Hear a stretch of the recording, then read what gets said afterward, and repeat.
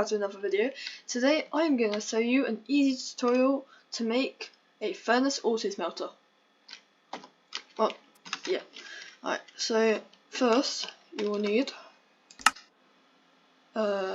chests to put at the bottom here. And then what you'll need is a hopper. And place it there. After you place that, you need a furnace to put here. And then we put a hopper here, put just here,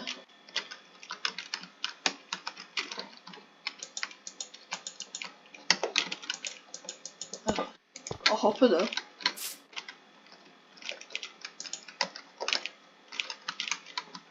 and the chest. Now, if you wanted to smelt anything, you get your coal and put it in there,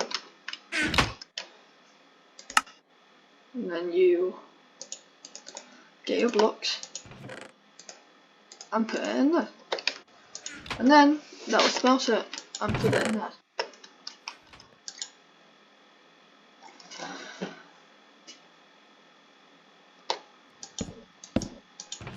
And that's how you make an easy furnace auto smelter.